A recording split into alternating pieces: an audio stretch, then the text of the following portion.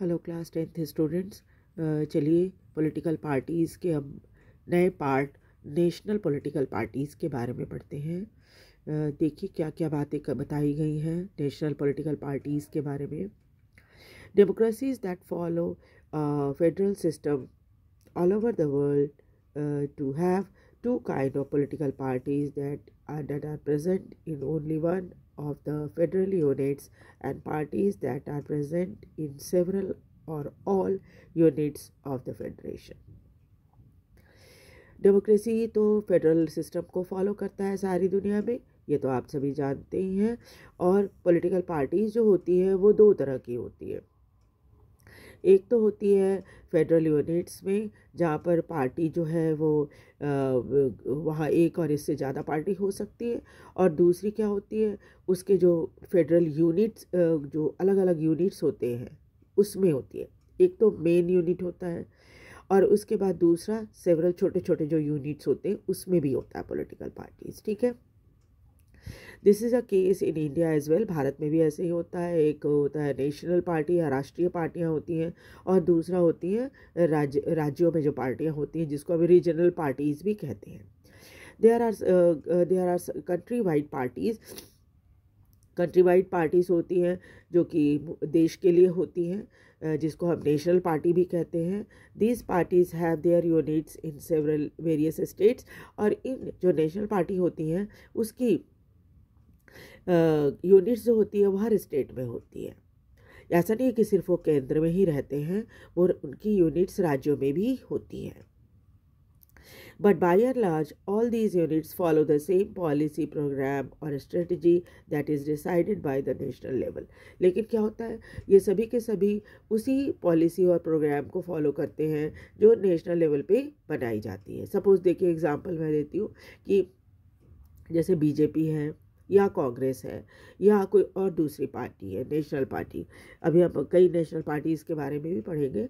तो उसमें क्या होता है कि जो पॉलिसी और प्रोग्राम केंद्र में बनती है उसी को राज्यों में भी लागू किया जाता है। और आपने देखा ही होगा कि कई राज्य ऐसे हैं जहाँ पर कांग्रेस की सरकार है, कि बीजेपी की अभी केंद्र में भी बीजेपी की सरकार है और राज्यों में कई राज्यों में भी बीजेपी की सरकार है।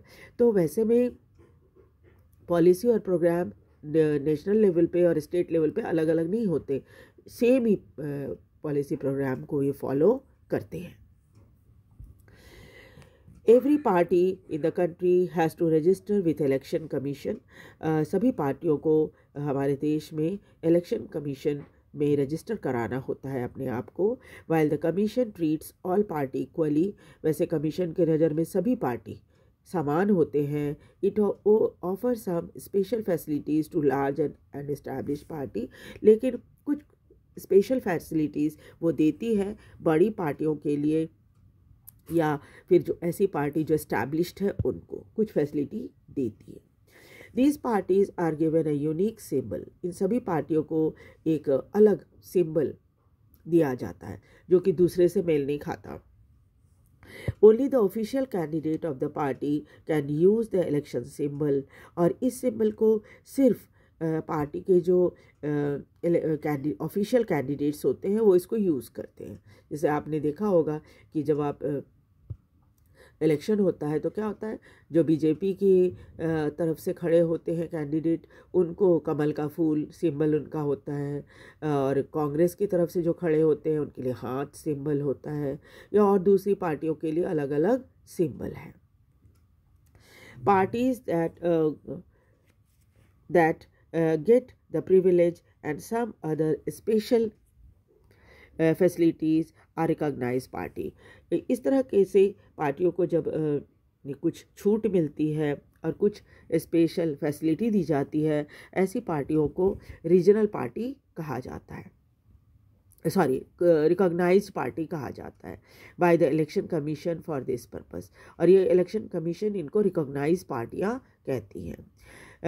This is why these parties are called recognise political party. इसीलिए इनको रिकॉग्नाइज पॉलिटिकल पार्टी भी कहा जाता है, क्योंकि इलेक्शन कमीशन जो है इनको रिकॉग्नाइज्ड बोलती है। The Election Commission has laid down detailed criteria of the proportion of votes and seats that a party must get in order to be a recognized party. लेकिन इलेक्शन कमीशन अगर किसी party को recognise party कहती है तो इसका मतलब ये है कि ये पार्टियां इलेक्शन कमीशन द्वारा कुछ जो क्राइटेरिया बनाया गया है उसको ये पास करती हैं, तभी इनको इलेक्शन कमीशन रिकॉग्नाइज पार्टी बोलती है। उसमें क्या है, कुछ प्रोपोर्शन ऑफ वोट्स होता है और सीट्स होती हैं, और इन क्राइटेरिया को फुलफिल करने पर ही उनको रिकॉग्नाइज पार्टी कहा जाता है। यानी कि देखिए, the election commission has laid down detail criteria of the proportion of votes and seats a party must get in order to be a recognise party. अब देखिए, नेशनल पार्टी के लिए कौन कौन सा क्राइटेरिया है और स्टेट पार्टी के लिए कौन सा क्राइटेरिया है। A party that secure at least 6% of the total vote in the election in the legislative assembly of a state and wins at least 2 seats is recognized as the state party.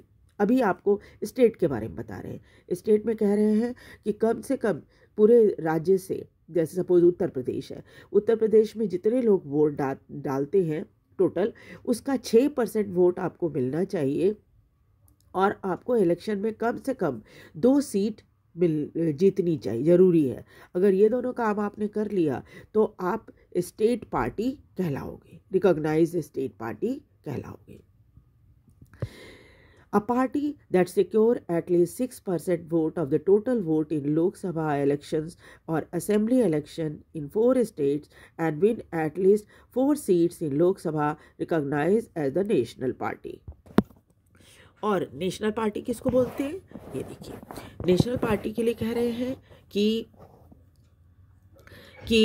एक party जो कम से कम 6% total vote of the Lok Sabha election क्या होता है, पूरे देश में होता है। तो पूरे देश में जो जितने लोग वोट डालते हैं उसका 6% वोट इनको मिलना चाहिए। या फिर असेंबली इलेक्शन जो है कम से कम 4 स्टेट में उनको जीतना जरूरी है। Wins at least 4 seat in Lok Sabha is recognized as national party.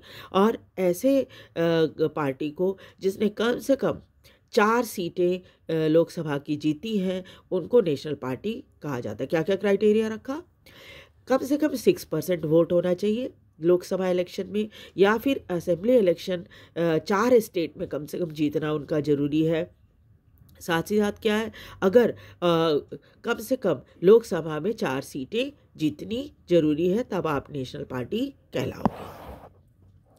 According to this classification there were 6 recognised parties in the country in 2006। ये तो थोड़ा पुराना डाटा है, बाद के जो न्यू एडिशन बुक आई थी उसमें 7 नेशनल पार्टीज़ हैं, और उसके बारे में एक एक करके हम लोग पढ़ेंगे।